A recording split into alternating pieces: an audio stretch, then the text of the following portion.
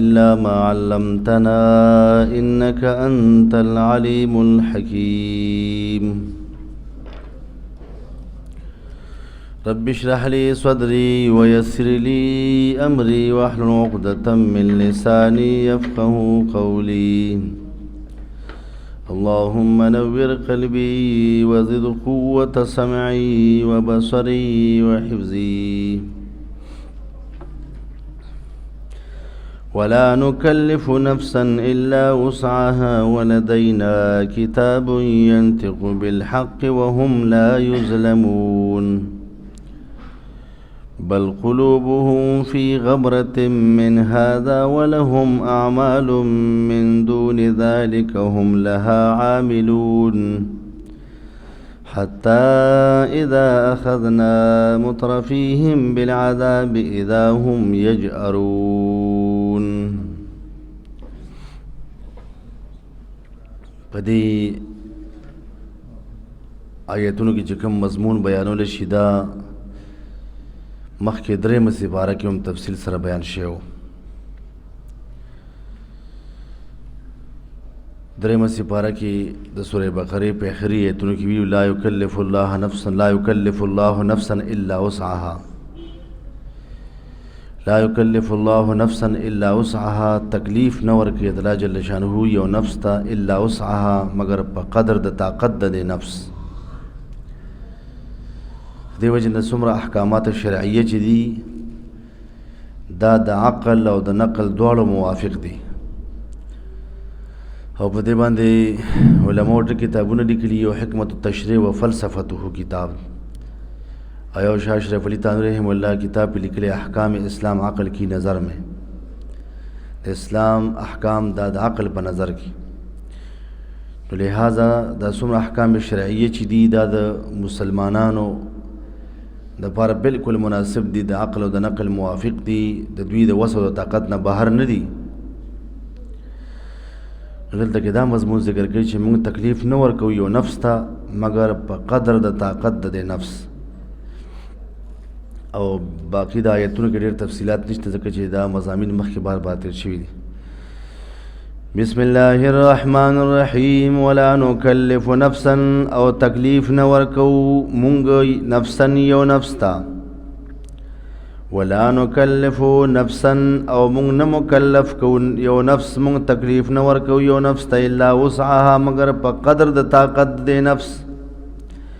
ولدينا كتاب ينطق بالحق ومن سره کتاب یو کتاب د ينطق بالحق چې دا خبرې کوي بالحق بالصدق چې بعض مفسرین فرمي دینه مراد لوح محفوظ دی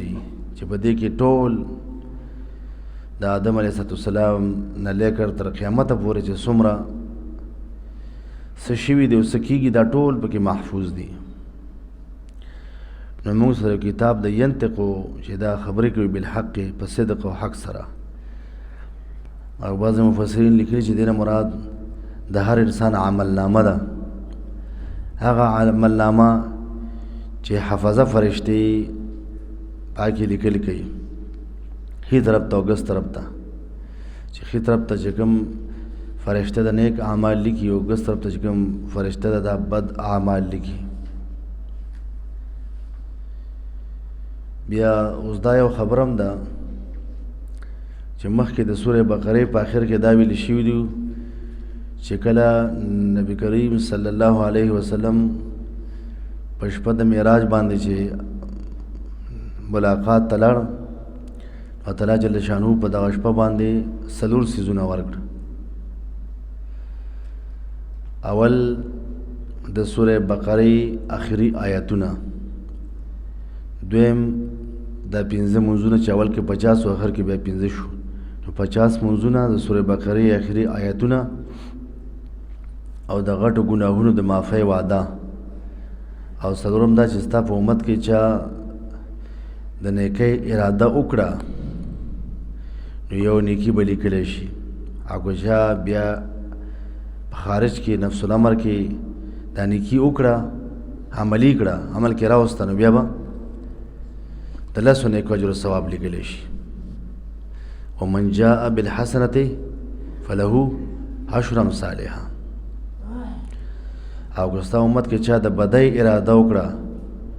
نو هغې سزا به نشي لیکلی او که عملي طور باندې هغه بدي وکړه نو یو سزا به لیکلی شي یو بدي به لیکلی شي. بیا دا خبره چې د نیکۍ اراده یا د بدۍ اراده د دې دواړو تعلق د چا سره دی؟ زړه سره دی او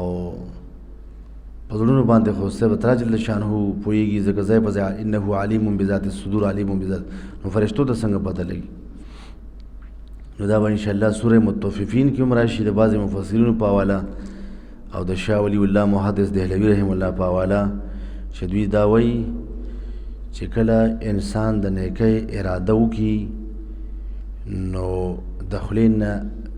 خوشبویي غوندې شروع شي او دا خوشبویي دی نه محسوسوي دغه فرشتې محسوسوي دا خوشبویي نو فرشتو ته پته ولګي چې د نیکۍ اراده یې وکړه نیکي ولیکي د هغې اجر و ثواب ولیکي. او چې کله د بدۍ اراده وکړي نو دې ته معمولي غوندې د فرشتو ته بدبویي محسوسه شي نو هغې فرشتو ته پته ولګي چې د بدۍ اراده یې وکړه. ولا نکلف نفسا نو تکلیف نه ورکو مونږ هیڅ یو نفس ته الا وسعها مگر په قدر د طاقت د نفس. ولدینا کتاب نو مونږ سره یو کتاب دی ینطق بالحق چې خبرې کوي بالحق په صدق سره. چې دویم قول دی چې مراد تنه عمل نامې د انسان دي چې حفظه فلسطین کلام الکاتبین چې ورته ویلی شي چې پای کې د دوی نیک اعمال او بد اعمال لیکي. او بیا امام قرطبی رحم الله په یو قول نقل کوي چې دینه مراد قرآن کریم. ولدینا مونږ سره کتاب یو کتاب عظیم شان دی ینطق بالحق چې دا خبرې کوي بالحق په حق او صدق سره وهم لا یظلمون او په دې انسانانو باندې بل لا یظلمون ظلم نشي کولی قیامت کې بتنقیص الحسنات و تکثیر السیئات داسې ظلم به نشي کولی چې دوی نیکۍ کمې کړی شي او بدۍ زیاتې کړی شي. بل قلوبهم فی غمرة بلکې زړونه دي کفارو فی غمرة دا په غفلت کې دي په جهالت کې دي په ګمراهۍ کې دي په شک کې دي په بېهوشۍ کې دي. هر یو معنی صحیح ده. په شک کې دي غفلت کې دي حماقت کې دي بېهوشۍ کې دي جهالت کې دي ضلالت کې دي. عامه مشهور مخکې دا لفظ تېر شو پرونی سبق کې فذرهم فی غمرتهم مشهوره معنی غفلت ته وي. بل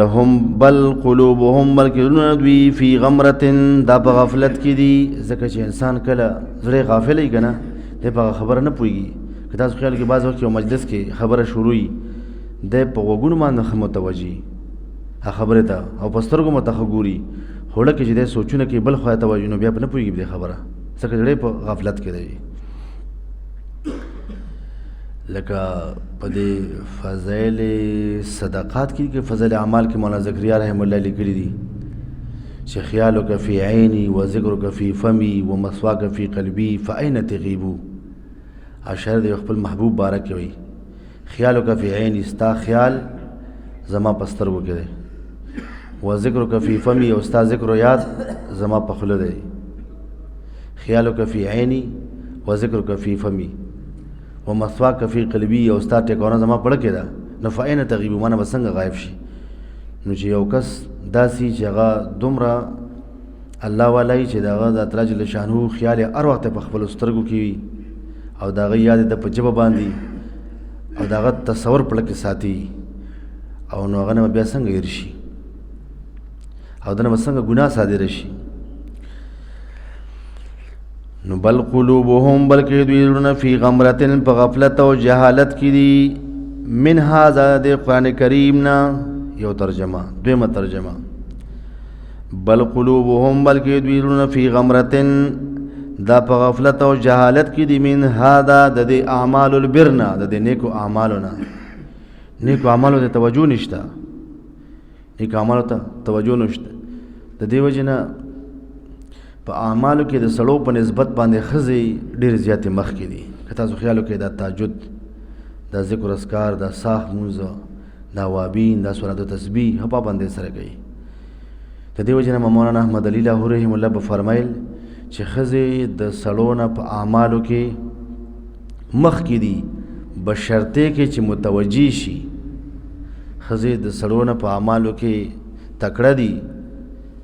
کوشش کوونکي دي بشرطې کې چې کله دوی متوجه شي. د دې وجې نه مولانا احمد علي لاهوري رحم الله په بیعت کې تصوف بیعت کې د سړو په نسبت باندې ښځې زیاتې وې، مریدانې ښځې. تاسو ګورئ د لوی لاور کې چې کومه مقبره ده پکې خوشه لیکلي که نه چې دا د هغه مرید هغه مرید هغه مرید دي، خوشه چې کوم قبرونه زنانه وو. نو بهرحال بل قلوبهم بلکې دیړونه فی غمرتن دا په حماقت او غفلت کې دي، منها زاده دی نیکو اعمالو کولونه یا دی لوح محفوظ نه. ولهم او دی کفارو د پر اعمال نور خراب اعمال دی من دون ذالک ما سوا دی غفلت نه. یو ترجمه. دویمه ترجمه ولهم دی کفارو د پر اعمال نور خراب اعمال دی من دون ذالک ما سوا د اعمالو د مؤمنانو نه، ما سوا د عملونو د مؤمنانو نه، هغه عملونه د مؤمنانو چې کوم د دې سپاره دا چې کوم سوره مؤمنون شروع دی په صورت په سر کې چې کوم ذکر شي کوم سو اعمال هو نو دی کفارو د پاره نور خراب اعمال دي ما سوا د عملونو د مؤمنانو نه چې کوم د صورت په ابتدا کې وکم ذکر شوی دي.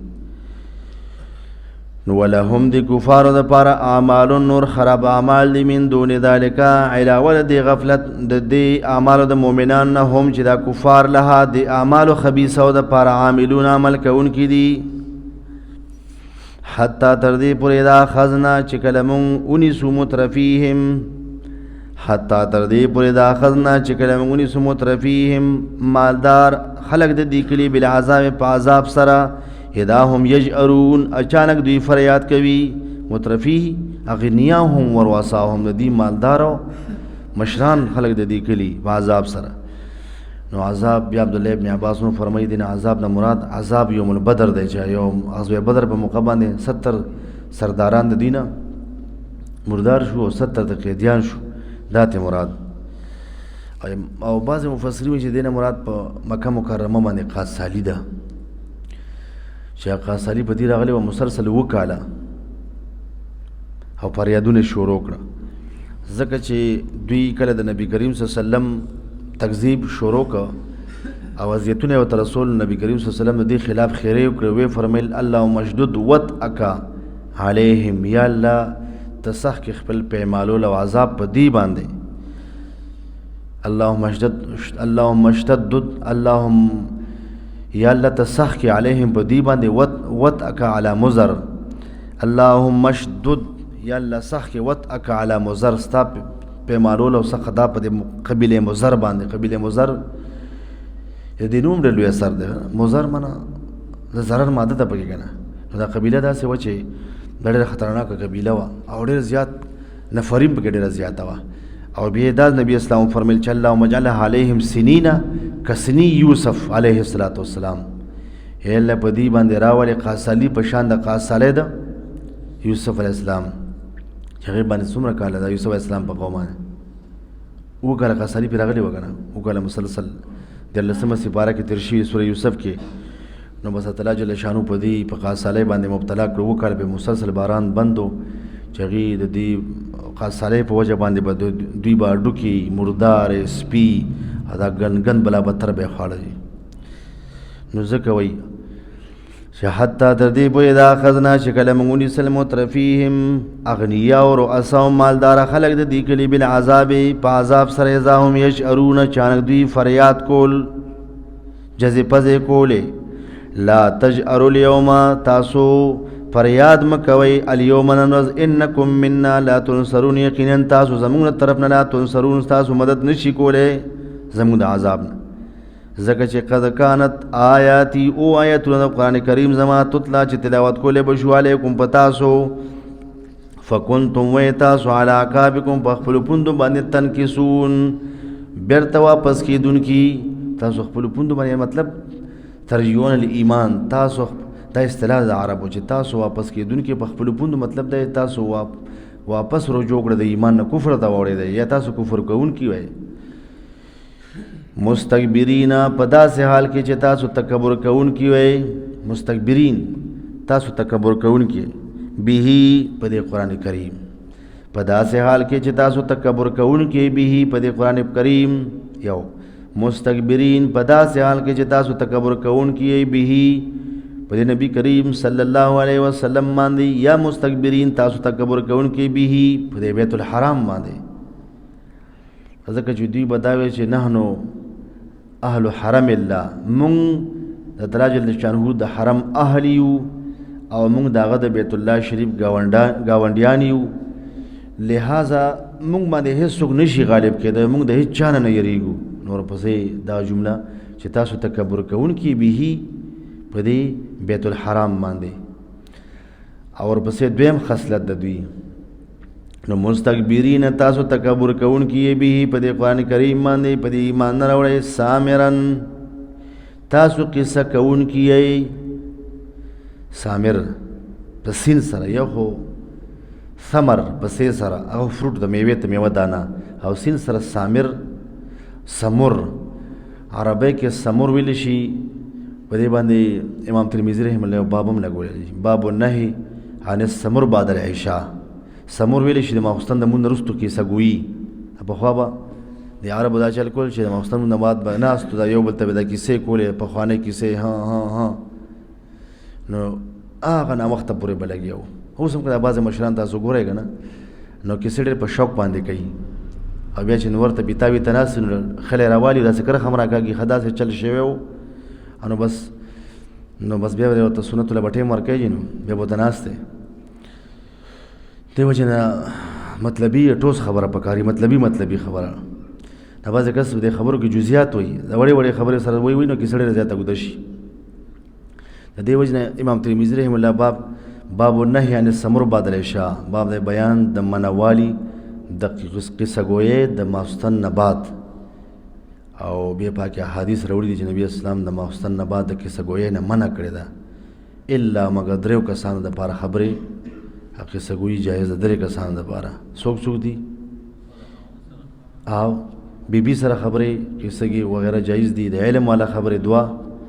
او ملما د ملما حقوق زیات دي ځکه حدیث کې من کان یؤمن بالله والیوم الاخر فلیکرم ضیفه څوک چې ایمان لري په الله جل شانه پر ورځ د آخرت د خپل ملما اکرام او احترام کوي د ملما اکرام دې ته نه وایي چې تا له خوراک او تیار کا نه د خوراک سره چې ساتندم هغه کولاوي خو خوشحالي ځکه چې پښتو کې متل دی پښتانه چې د پتندې کې نوړای پورې گئی چې مختصر ساګ دی خو چې په کولاو تندې باندې او چې دا ورته اعلی خوراکونه مخه ته خو تندې کرے لګړي نو دا باغ نه لګي بیا نو پښتون کې یو شعر چې وی په هغه شعر تاسو یاد نه دی په اخلاص ساده او برا کوا ها خاطر موږ د یار تالی تنه د یار تندې ته ګورو خاورین کنډول کې په اخلاص ساده او برا کوا خاورین کنډول کې په اخلاص ساده او برا کوا خاطر مونږ تالی تنه د یار تندې ته ګورو یعنی خاورین کنډول کې په اخلاص ساده او برا کوا او خاطر مونږ تالی تنه د یار تندې ته ګورو تالی ته نه ګورو چې دغه چرته کس شیخ تندې ته ګورو چې تندې څنګه ده کولاو نه ده فراخ ته کې فراخ نه ده او بس که چا د سره مینه نو ملما بخبل درازي او چې مینا نه نو که تاسو دعوتونه ورکې غن راځي وی عادت مې نه د خل دلا سارانی ول نشم عادت مې نه د خل دلا سارانی ول نشم په ما مې نه خلک دی جونګړل په خپل راځي د په یو غاړي لګړیو پښتو کې وی چې د پښتنو نیم دا ادب دا په ترانسپورت باندې پروت دی جی په دې غاړو باندې رشکو باندې شیرونه لګړي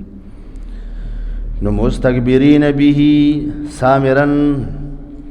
مستكبرین په داسې حال کې چې تاسو تکبر کوونکي به په دې قرآن کریم باندې سامرن خدا سم نه چې په دې ګاډي سې لیکلي بس هغه والا باور کې چې په یو ګاډي باندې آیات لیکلي و چې والله خیر الرازقین معنی څه ده الله جل شانه غوره رزق ورکوونکی دی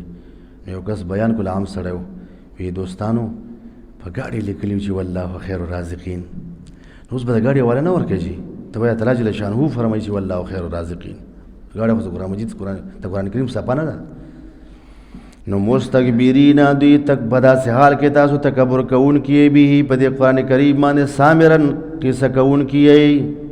تهجرون فحش وینا کوي تاسو تهجرون دو معنا غاڼي یو معنا فحش وینا کوي فحش وینا لکه بمروته